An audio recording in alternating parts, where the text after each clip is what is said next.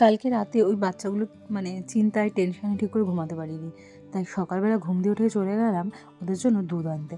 আর এই যে এ হচ্ছে আমার সঙ্গী, আমি বাড়ি থেকে যখনই বেরোবো কিনা এ আমার সাথে যেখানে যাবো যাবে, গিয়ে একটু বিস্কুট খাওয়ালে শান্ত।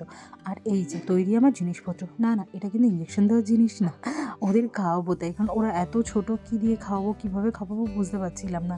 তাই খাবার নিয়ে চলে গেলাম ওদের যেখানে রাখা হয়েছিল পাপাই দাদের বাড়িতে, ওখানে গিয়ে ওদেরকে খাইয়ে দিয়ে আসলাম। মানে আমিও ছিলাম, সুমনই খাইয়েছে মেনলি, আমাকে বললো তুমি শিখে রাখো, এরপর থেকে তুমি আস্তে আস্তে খাইয়ে দেবে। আমি বললাম ঠিক আছে। তো যাই হোক, ওদের বেশ দেখুন মানে এইটুকু বাচ্চা, এদের মুখ দেখেও মায়া লাগেনি ফেলে যাওয়ার সময় ওদের।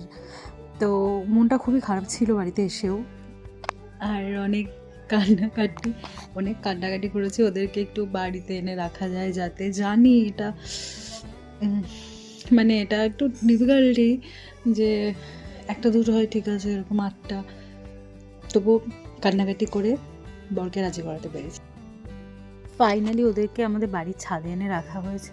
হ্যাঁ, আমি প্রথমেই বলেছি এতগুলো বাচ্চা আমার পক্ষে রাখা সম্ভব নয়, কারণ আমার বাড়িতে অলরেডি 3 জন আছে।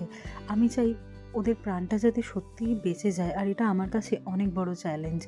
আর আমি সিদ্ধান্ত নিয়েছি বরের সাথে আলোচনা করে আমরা দুজন, যে অ্যাটলিস্ট একটু বড় হওয়া পর্যন্ত, যতদিন না ওদের প্রপারভাবে ওরা হাঁটতে পারছে, ওরা ভাত বাইরের খাবারটা খেতে পারছে, ততদিন যতই কষ্ট হোক আমি ওদের বড় করব।